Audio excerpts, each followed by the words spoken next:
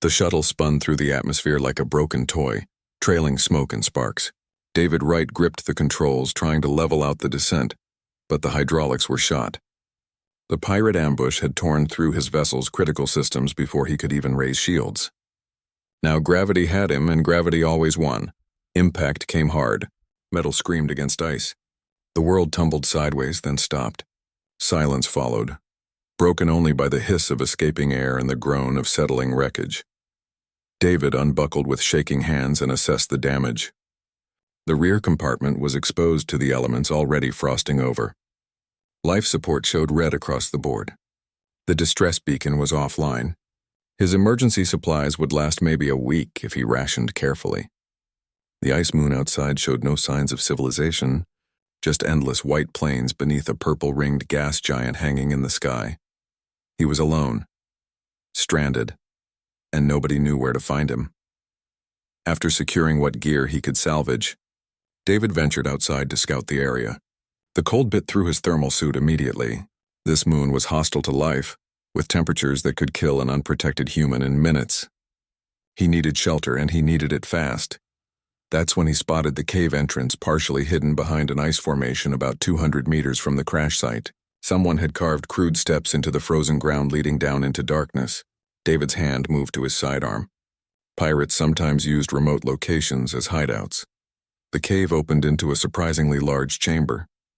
Bioluminescent moss provided dim blue light, and David could see that someone had been living here. Makeshift walls created separate spaces. A small heating unit hummed in the corner, cobbled together from salvaged tech.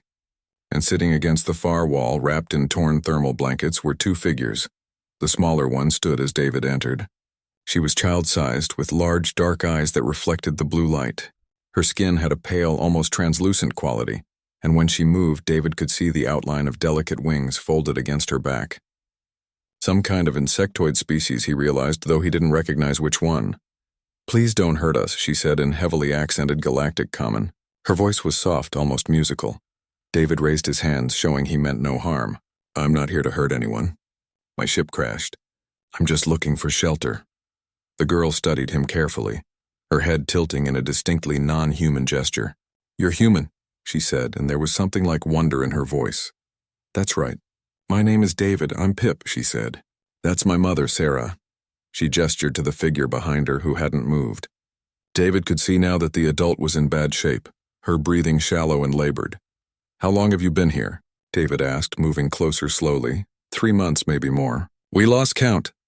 Pip moved protectively between David and her mother. "We're hiding from the corporation. They want to take us back." David's jaw tightened.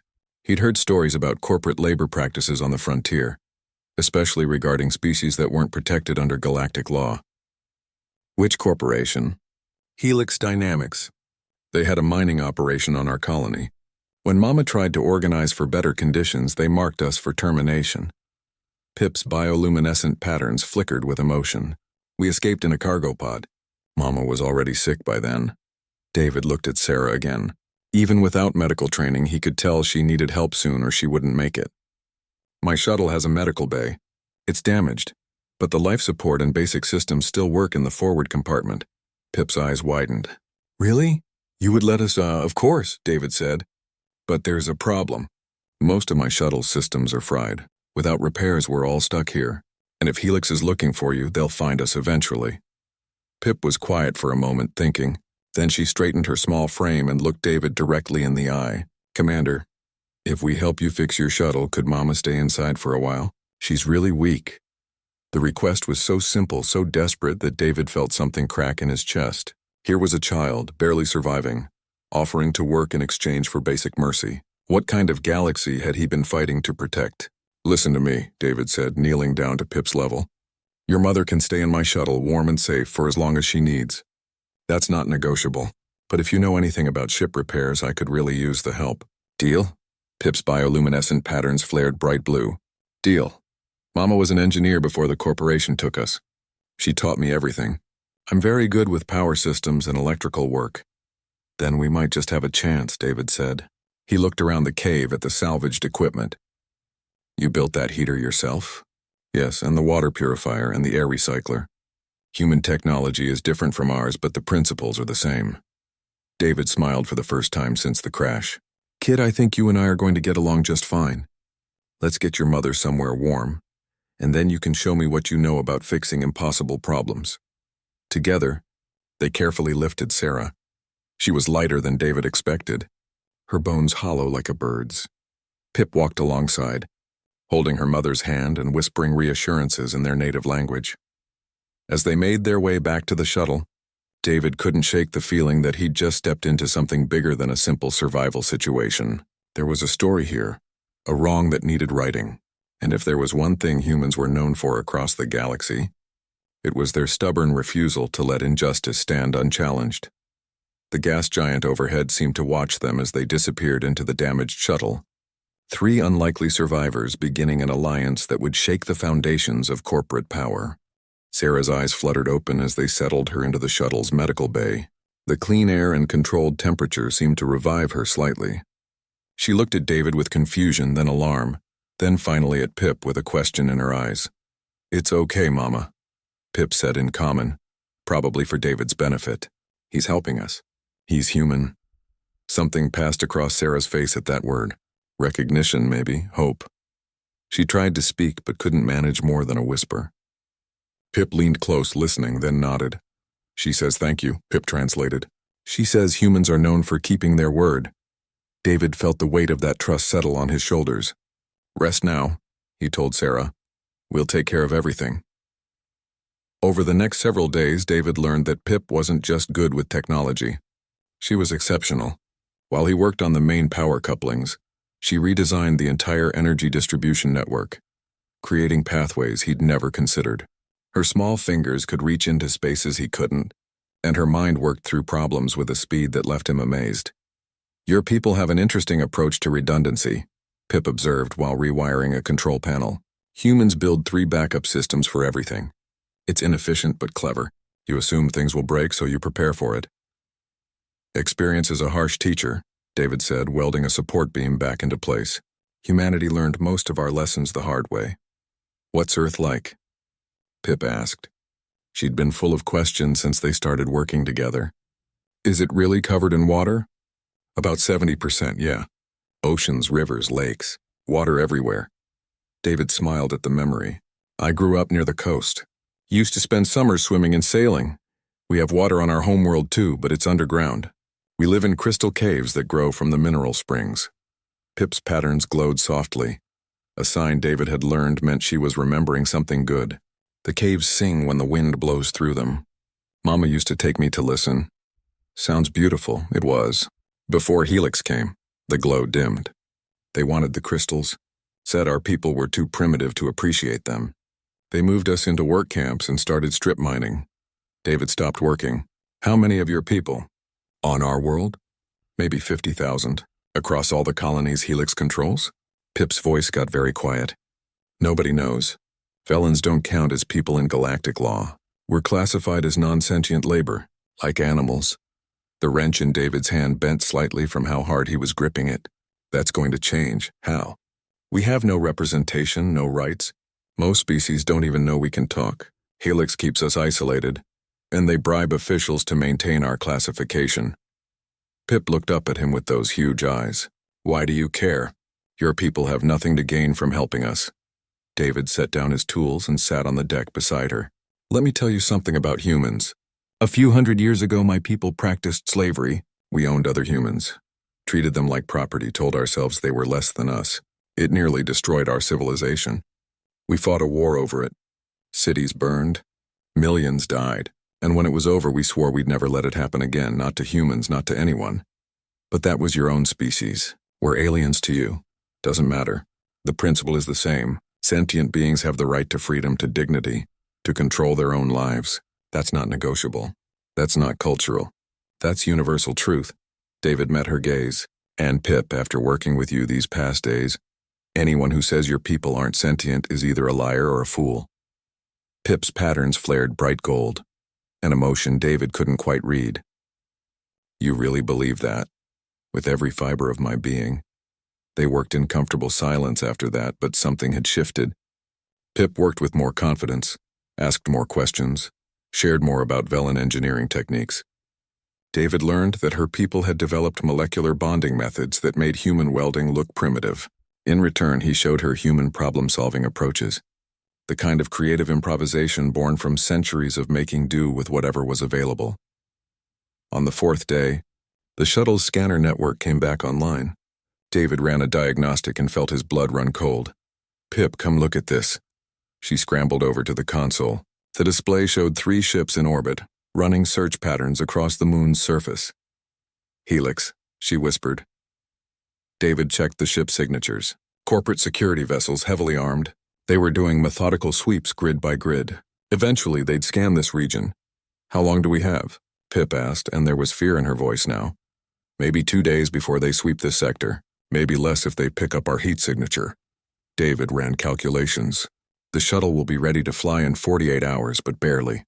We'd have enough power to break orbit and maybe make it to the next system. Then we run," Pip said. "We take Mama and we run." David looked at the child beside him. This brilliant, brave kid who'd survived 3 months in a frozen cave, who'd watched her world be enslaved, who still had hope despite everything. Then he looked at the medical bay where Sarah lay sleeping, finally recovering in warmth and clean air. "Or we fight," he said quietly. "Fight? Commander, there are 3 warships up there. We have a broken shuttle. We have a broken shuttle, an ice moon full of places to hide, and a human with military training." David pulled up tactical displays. "And more importantly, we have something they don't expect. They're coming for refugees, not soldiers. This is crazy." "Probably. But you know what humans are really known for across the galaxy?" David started marking defensive positions on the map. "We're known for winning fights we shouldn't survive. We're known for being too stubborn to give up. And we're known for making our enemies regret underestimating us." Pip stared at the battle plans forming on the screen. "Even if we survive, they'll just send more ships. Not if we make enough noise. Not if we get evidence out. Not if we make this too public to hide." David's mind was racing now, pieces falling into place. "The galaxy looks away from what Helix does because it's quiet. We make it loud." "How?" David grinned, and it wasn't a kind expression. "We give them a show they can't ignore, and we make sure every species in known space watches it happen." Pip was quiet for a long moment. Then her patterns shifted to determined red. "Teach me how humans fight. It's not going to be easy. It's going to be dangerous. Mama always said nothing worth doing is easy." Pip straightened to her full height, which barely reached David's chest. "And you said sentient beings deserve freedom. Time to prove you meant it." David looked at this small, fierce child and felt something like pride. "All right then. Let's show Helix Dynamics why you don't mess with someone under human protection." They had 2 days to turn a crash site into a fortress. 2 days to prepare for a battle they had no right to win. 2 days before everything changed, David got to work. The ice fields around the crashed shuttle transformed over the next 40 hours. David worked through the night, teaching Pip basic defensive principles while they built their fortress. Every natural ice formation became potential cover. Every cave entrance became a fallback position. Every open space became a kill zone. "Terrain is your friend," David explained, placing sensor markers along the perimeter. "The enemy has better weapons and more soldiers. But they don't know this ground like we will. They have to come to us, and we choose where the fight happens." Pip absorbed everything like a sponge. She rigged proximity sensors using spare parts from the shuttle, created false heat signatures to confuse scanners, and even suggested using the ice moon's unstable geology against their attackers. "There are pressure points in the ice formations," she said, highlighting them on a map. "Mama noticed them when we first arrived. A precise impact could trigger small avalanches." "Smart. Mark every one you can find." David was impressed again by how quick she was. "We'll wire them with charges. Turn the landscape itself into a weapon."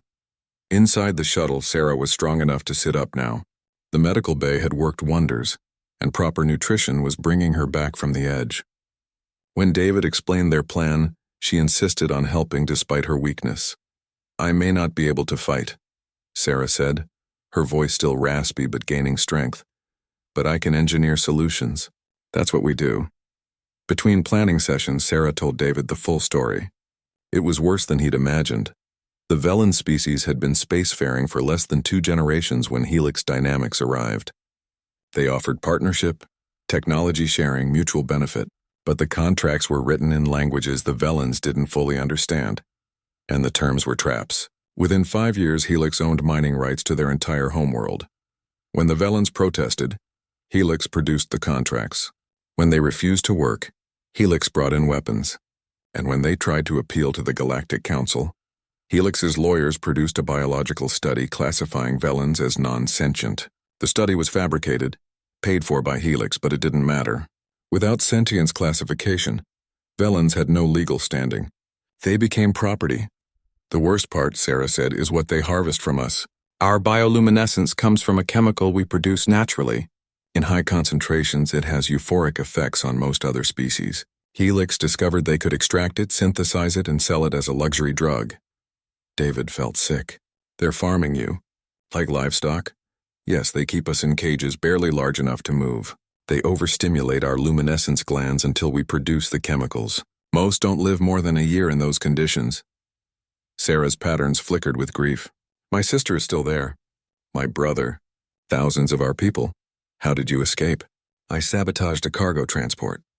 I was supervising maintenance and I programmed it to malfunction during takeoff. In the chaos, Pip and I hid in an emergency pod. We drifted for weeks before crash landing here. Sarah looked at her daughter. I thought we would die here. Slowly, quietly, forgotten. But then you came. I'm sorry it took so long, David said. I'm sorry the galaxy looked away. You're here now. That's what matters. Over those 2 days, something unexpected happened. They became a team. David's military experience combined with Velan engineering created defensive systems that shouldn't have been possible with their limited resources. Pip's youthful energy balanced David's tired pragmatism, and Sarah's quiet wisdom kept them focused on what they were really fighting for. This isn't just about survival, Sarah said during a planning session.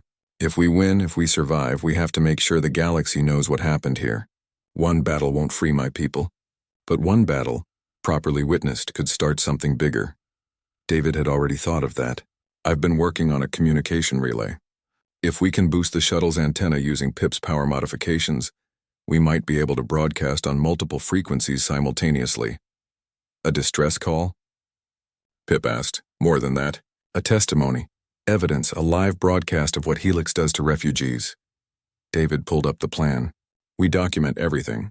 The conditions you lived in, Sarah's injuries, the attack when it comes. We show the galaxy exactly what corporate law allows. They'll jam the signal, Sarah warned. Probably. But if we broadcast on enough channels in enough languages, some of it will get through. And if we can hold out long enough, someone might come looking. It was a desperate plan, built on hope and stubbornness. But it was something. On the second night, Sarah called David to the medical bay. She looked serious, and her patterns were an anxious purple. There's something you should know about Pip, she said quietly. Something I need to tell you before the fighting starts. David sat down, concerned. Is she sick? No, but she's special, even among our people. Velan intelligence follows a standard distribution, like most species. But occasionally, maybe 1 in 10,000, a child is born with capabilities far beyond normal. We call them resonants, like geniuses, beyond genius. Resonants can hold complete technical schematics in their minds, calculate complex equations instinctively, see solutions others can't comprehend. Pip is resonant. Sarah's patterns shifted to proud gold. That's why Helix wanted to terminate us. I was organizing labor, but Helix discovered what Pip could do. They wanted to study her, break her mind down to understand how it worked. David looked toward the shuttle's forward section where Pip was working on sensor arrays. She's a child prodigy. By any species standards, yes. And she's proof that Velans are not only sentient but potentially more intelligent than most spacefaring species. Helix knows this. That's why their classification study was fraudulent. They couldn't risk anyone discovering the truth. Then we make sure everyone discovers it, David said firmly. Pip's going to testify. The galaxy is going to see her brilliance, hear her voice, and recognize the crime being committed. If we survive, we'll survive. Humans are good at that. Sarah smiled, a very human expression she'd learned from watching David. I'm beginning to believe you. The orbital scans intensified on the third day. Helix ships were zeroing in on their location. David gathered his small team for a final briefing. They'll land within 12 hours, he said, displaying the tactical map. Probably a dozen soldiers, maybe more. They'll expect to find 2 refugees and some wreckage. Instead, they'll find prepared defensive positions, environmental hazards, and a very determined human. What do we do? Pip asked. Her voice was steady, but David could see the fear in her patterns. We do what humans do best. We fight smart, we fight mean, and we don't give up. David looked at each of them. But I need you both to promise me something. If it goes bad, if I fall, you run. Get to the shuttle, launch if you can, hide if you can't. Don't try to be heroes. What if we promise? Pip said slowly. But don't actually mean it. Despite everything, David laughed. Then I guess you're learning human stubbornness after all. They took their positions as the sun set behind the gas giant. The ice fields glowed with reflected light, beautiful and deadly. Somewhere above, ships descended with soldiers who thought they were hunting refugees. They had no idea what they were walking into. 3 landing craft descended through the purple twilight, their engines scorching the ice as they touched down 2 kilometers from the crash site. David watched through the shuttle's enhanced optics, counting soldiers as they disembarked. 15 total, all armed with military-grade plasma weapons, all wearing environmental suits and combat armor. Broadcast is live, Pip reported from her position inside the shuttle, transmitting on 47 channels across local space. Multiple languages, good, remember, document everything. Let them tell the galaxy who they are through their actions. David checked his weapons one last time. He had his service pistol, a salvaged plasma rifle from the shuttle's locker, and 4 homemade explosive charges. Against 15 trained soldiers, it wasn't much. But David had learned long ago that superior firepower meant nothing if you couldn't bring it to bear. The soldiers moved in standard tactical formation, 3 squads of 5, advancing cautiously across the ice field. David recognized the unit patches. Helix Dynamic Security, also known as the Jackals. Corporate enforcers with a reputation for brutality. These weren't soldiers fighting for beliefs or nations. They were mercenaries who got paid for eliminating problems. Their commander was easy to identify, a tall figure in heavier armor marking him as experienced or paranoid. Probably both. He directed his squads with hand signals, professional and careful. They'd done this before, hunting down refugees who tried to escape. But they'd never hunted a human before. David waited until they reached the first kill zone, an area where ice formations created a natural funnel. The lead squad entered cautiously, scanning for threats. They found Pip's false heat signatures exactly where David wanted them to look, clustered near the cave entrance. Contact bearing 045, the squad leader reported over their comm channel. David was listening on the frequency Pip had cracked. Life signs in the cave system. 2 targets. Move in and secure, the commander ordered.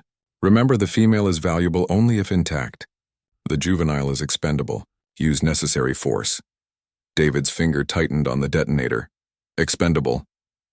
They'd just admitted on open broadcast that they intended to murder a child. Perfect. The first squad moved into the kill zone. David triggered the charges. Shaped explosive blasts hit the pressure points Sarah had identified exactly as planned. Tons of ice collapsed inward, not an avalanche, but a carefully directed fall. 3 soldiers disappeared under the cascade. The others scattered, their formation broken. And that's when David opened fire. The plasma rifle bucked against his shoulder as he targeted the squad leader. The shot took the soldier in the leg, dropping him screaming to the ice. David had already shifted position, moving to his second firing point before return fire could find him. This was guerrilla warfare, human style. Hit and fade. Never stay where the enemy expects. Squad 1 is down. Someone shouted over the comm. We have 3 casualties and multiple wounded. Hostiles are armed and prepared. What hostiles? The commander demanded. The refugees don't have weapons. Not refugees, sir. Someone else. Professional tactics. David smiled grimly as he set up his next ambush. Surprise was wearing off, but confusion remained. Good. Confused enemies made mistakes. The remaining soldiers regrouped, more cautious now. They'd learned respect. But their commander was pushing them forward, unwilling to admit failure or call for backup. Pride was a weakness David could exploit. Pip, how's the broadcast? David whispered into his comm. Strong signal. I'm monitoring responses. Multiple ships have acknowledged receipt. Some are requesting more information. Her voice shook slightly. Commander, there are a lot of people watching. Then let's give them a show. David triggered his second trap as Squad 2 advanced through another choke point. This time it was simpler, just a sheet of unstable ice rigged to collapse into a crevasse below. 2 more soldiers went down, one managing to catch himself, the other falling 50 meters into darkness. But David had stayed in position too long. Return fire found his cover, superheating the ice and sending steam billowing around him. He rolled aside as plasma bolts melted through where he'd been crouched. His ribs hit something sharp, pain flaring hot and bright. No time to check the damage. Keep moving. He fell back to his third position, breathing hard. The burn across his side felt serious, but adrenaline kept him functional. 7 soldiers down or incapacitated. 8 remaining, plus the commander. Better odds, but still not good enough. Commander, you're wounded. Pip's voice was frightened. I see it on the medical scanner. I'm fine. Stay in position. Keep broadcasting. The soldiers were adapting now, moving more carefully, checking every approach for traps. They'd stopped underestimating their opponent. David had maybe one more good ambush before they'd reach the shuttle. And then it would come down to a direct fight he couldn't win, unless someone else joined the game. Sarah's voice came over the comm, weak but determined. David, I'm triggering the remote charges near the landing crafts. What? Sarah, that wasn't part of the plan. Explosions bloomed in the distance. Not big enough to destroy the ships, but enough to damage them, cripple their ability to leave quickly. The soldiers spun around in confusion, and David used that moment to take down 2 more with careful shots. 6 left, Sarah reported, and their commander is very angry. He just ordered them to stop taking prisoners. Doesn't matter. We're already winning. David reloaded his rifle, wincing at the pain in his side. They're afraid now. You can hear it in their communications. It was true. The professional confidence had cracked. These soldiers had expected an easy hunt, and instead they'd walked into a nightmare. Every step forward cost them. Every shadow might hide death.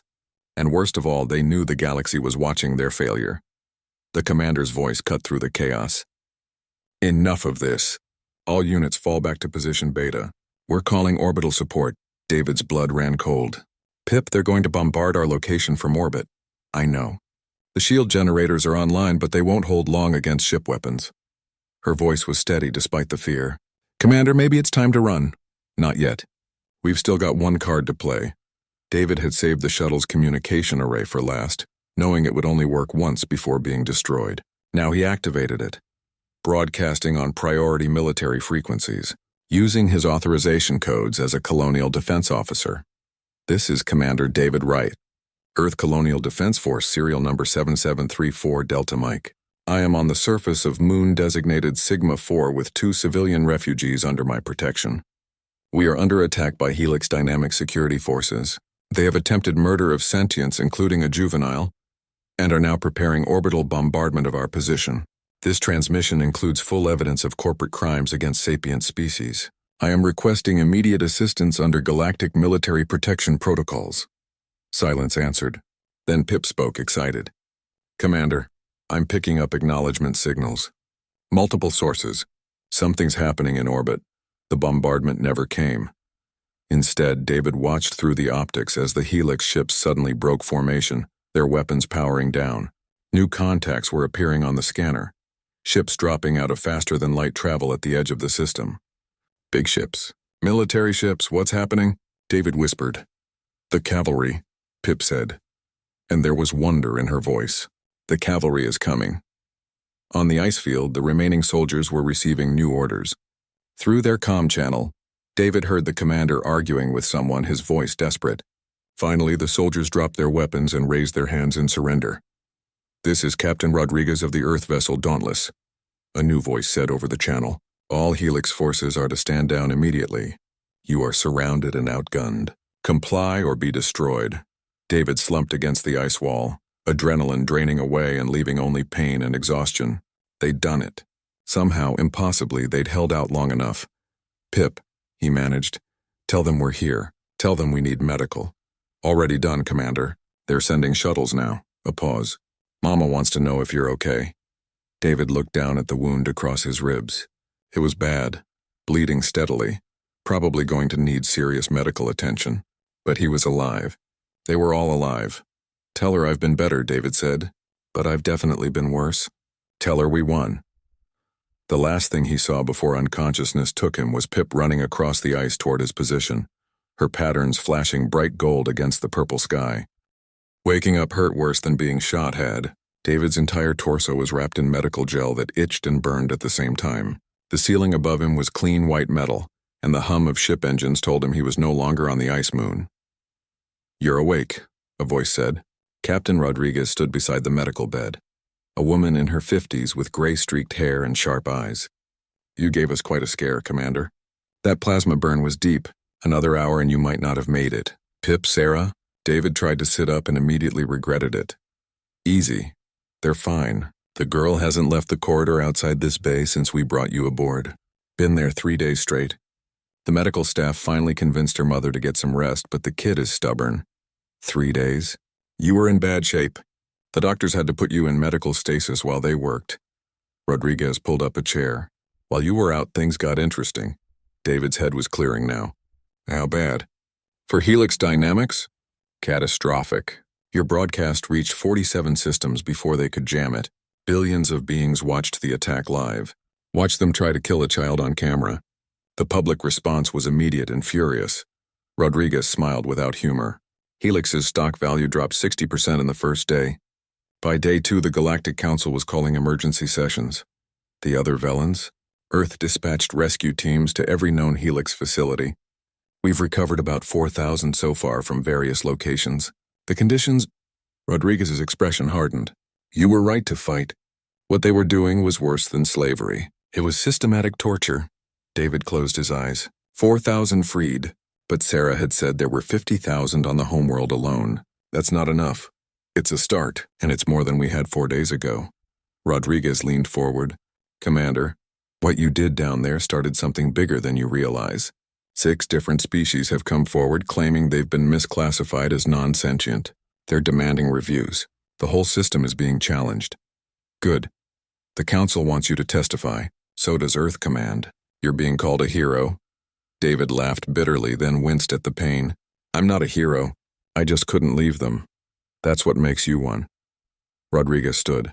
"Rest now. Your Velen friends are waiting to see you. I'll send them in." After the captain left, David had a few minutes alone with his thoughts. Hero. The word didn't fit. He'd done what any decent person would do. The real crime was that so few others had bothered to look, to care, to act. The door opened and Pip rushed in, followed more slowly by Sarah. The girl's patterns were cycling through colors so fast David could barely track them. Relief, joy, worry, all mixed together. "You're okay," Pip said, grabbing his hand. "They said you'd be okay, but I needed to see. I'm fine, kid. Just a scratch." Sarah moved to the other side of the bed. She looked healthier than David had ever seen her, properly fed and rested. But there was sadness in her eyes. "I've seen the rescue reports. My sister was at the main facility on our homeworld. She didn't survive, I'm sorry. Don't be. She died free. The rescuers shut down the extraction equipment first thing. The Velens there knew they were being freed before." She paused. "Before the end. That's more than I'd hoped for." They sat in silence for a moment, honoring the cost of freedom. "What happens now?" David asked. "Now things get complicated," Sarah said. "The Galactic Council is in chaos. Helix is trying to claim diplomatic immunity. Earth is demanding extradition of the executives involved. Meanwhile, the freed Velens need somewhere to go, medical care, rehabilitation. It's a mess. And Pip?" The girl looked up at him. "They want me to testify. Show the Council what Velens can do. Prove we're sentient." Her patterns flickered with anxiety. "I'm scared. Of what?" "Of not being enough. What if I mess up? What if they decide one smart kid doesn't prove anything?" David squeezed her hand gently. "Listen to me. You redesigned my shuttle's power system in 4 days with spare parts. You created defensive networks that confused military scanners. You cracked encryption that should have been impossible to break. You don't have to prove you're sentient, Pip. You just have to be yourself. That's more than enough." "He's right," Sarah added. "You're not representing our people alone. All of us who survived will testify. They'll hear our voices, see our art, learn our history. The truth will be undeniable. But what if it takes too long? What about the Velens still in Helix facilities we haven't found?" Pip's voice rose. "What about the other species being exploited? We can't save everyone fast enough." "No," David agreed. "We can't, but that doesn't mean we stop trying. You change what you can, save who you can, and you don't give up. That's all any of us can do. A soft alert chimed and Rodriguez's voice came over the comm. Commander, you have incoming communications. Multiple requests for interviews, testimony scheduling, and one priority call from someone claiming to be your brother. David smiled. Tell him I'll call back. Right now I'm busy. Over the next few hours, doctors came and went, checking David's injuries and adjusting treatment. Pip stayed the entire time, telling him about everything that had happened. The Dauntless had been on patrol 2 systems away when they picked up his distress call. They'd immediately contacted Earth Command, who authorized a rescue mission. When they arrived, they'd found 17 other ships already converging on the location, drawn by Pip's broadcast. The whole galaxy was watching, Pip said. Humans, Centaurians, Draconians, even the usually neutral crystalline collective sent a observer ship. Everyone wanted to know what was happening, and when they saw Helix trying to murder us on live broadcast, Pip's patterns flashed angry red. There were riots on 3 major trading stations. Helix facilities were blockaded. Their executives went into hiding. One tried to flee to a non-extradition colony and was turned back by local authorities. Public opinion is a powerful weapon, Sarah observed. More powerful than guns sometimes. David thought about that. They'd won the battle with tactics and determination, but they'd won the war with truth, by showing the galaxy what was happening, by making the cruelty impossible to ignore. They'd created a response no corporation could fight. There's something else, Pip said quietly. The Velans being freed want to establish a government in exile. They're calling it the Free Velan Assembly. They want Mama to be on the leadership council. Sarah nodded. They asked yesterday. I told them I'd think about it. And? David prompted. And I think I have to say yes. Someone needs to speak for our people. Someone who's lived through the oppression and survived. Someone who understands both what we've lost and what we're fighting for. Sarah looked at Pip. But that means leaving you. At least sometimes. The council will need to travel, meet with other governments, negotiate. I know, Mama, it's okay. Pip's patterns were sad but understanding. You have to do this. Actually, David said slowly, I might have a solution. Captain Rodriguez mentioned that Earth is forming a new branch of the Colonial Defense Force, Refugee Protection and Liberation Services. They're looking for experienced personnel. You're going to join? Pip asked. I'm thinking about it. The mission would be to locate exploited populations, document abuse, and facilitate rescues. It's good work. Important work. David looked at both of them. And I'm going to need technical advisors who understand how corporate operations hide their crimes.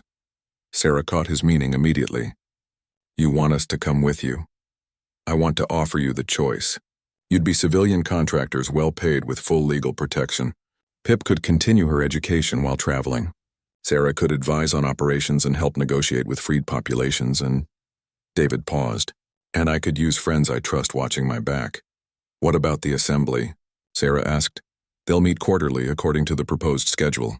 You could attend those sessions and work with us the rest of the time. Best of both worlds. Pip was practically vibrating with excitement. We could really do that. Travel with you? Help rescue others? If you want to. No pressure. You've both earned the right to rest, to be safe, to just live your lives. Sarah and Pip exchanged a look. That silent communication between mother and daughter that transcended species. Finally, Sarah smiled. We didn't survive everything we survived just to hide away safe. Our people need voices. Other species need advocates. And besides, she looked at David with warmth. Someone needs to keep you from getting shot again. Is that a yes? That's a yes. David felt something tight in his chest loosen. For 3 days he'd been unconscious, not knowing if his unlikely family had survived intact. Now he knew. They'd not only survived, but they'd chosen to keep fighting, to keep pushing for change. Then let's get to work, David said. We've got a galaxy to fix. 6 months passed like a storm, full of chaos and change and possibility. The Galactic Council chambers on Nexus Station had never seen anything like it. Representatives from 200 species packed the viewing galleries while below, on the main floor, Pip stood at the testimony podium. She wore formal clothing that Sarah had made, traditional Velan design that showcased her patterns. Right now those patterns showed steady, confident blue. David watched from the human delegation section, his rebuilt uniform crisp and bearing the new insignia of the Refugee Protection Service.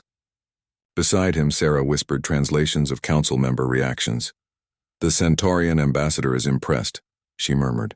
"He just told his aide that he's never seen such clarity in technical testimony from someone so young." Pip was explaining Velen engineering principles, demonstrating on holographic displays how her people's understanding of molecular structures exceeded most spacefaring civilizations. She did it without arrogance, simply presenting facts. When she finished, she looked directly at the council. "My people aren't simple. We aren't primitive. We aren't non-sentient. We're engineers, artists, parents, children.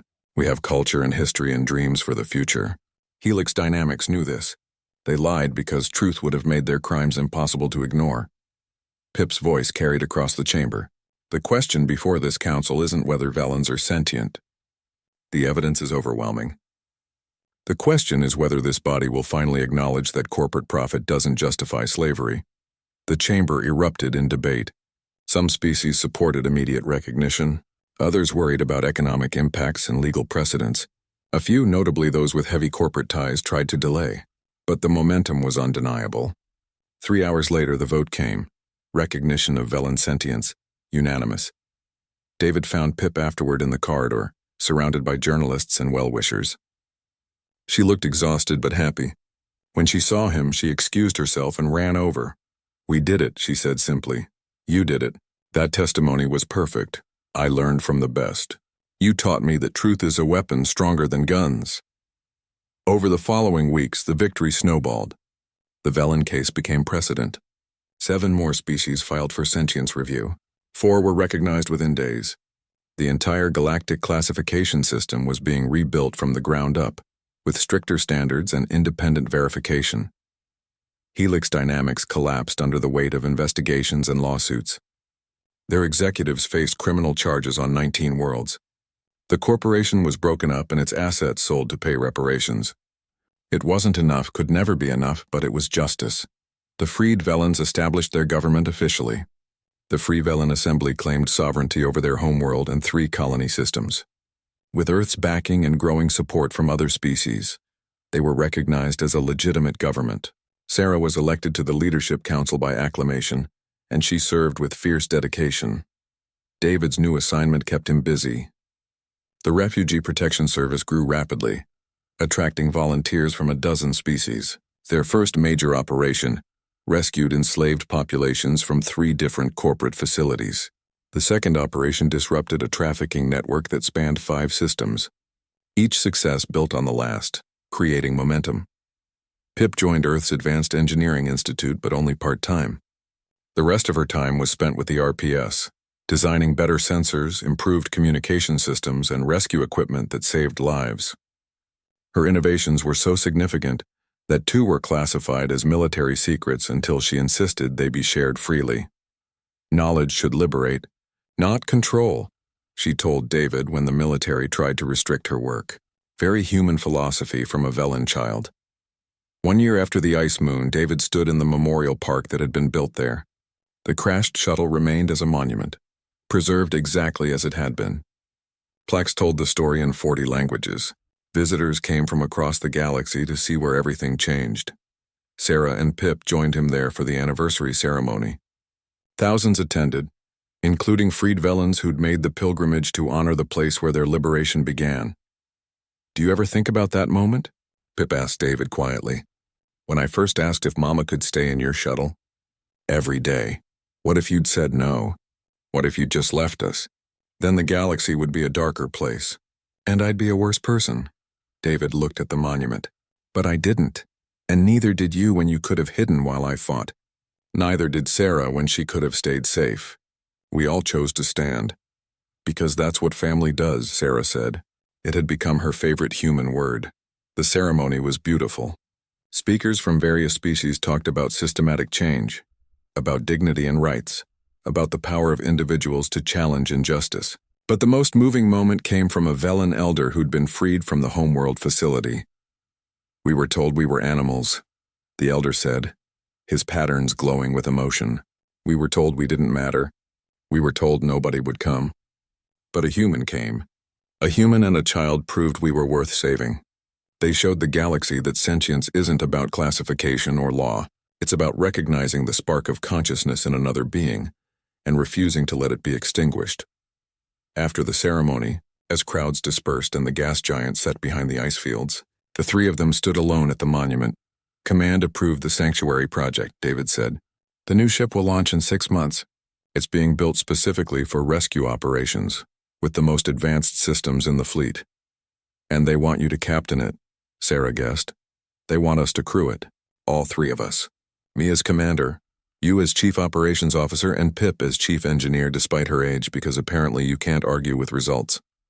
Pip's patterns flashed bright gold. Are you serious? Completely. We'd be the flagship of the RPS, responding to the worst situations, the hardest rescues. It would be dangerous. We've done dangerous before, Pip said. It would mean years in space, away from settled worlds. I can attend classes remotely. Besides, I learn more from practical application anyway. You'd miss council sessions, David told Sarah. The council meets quarterly. We can work around it. And honestly, this work is more important than politics. The council talks about change. We make it happen. David felt warmth spread through his chest. Then I guess we have a ship to crew.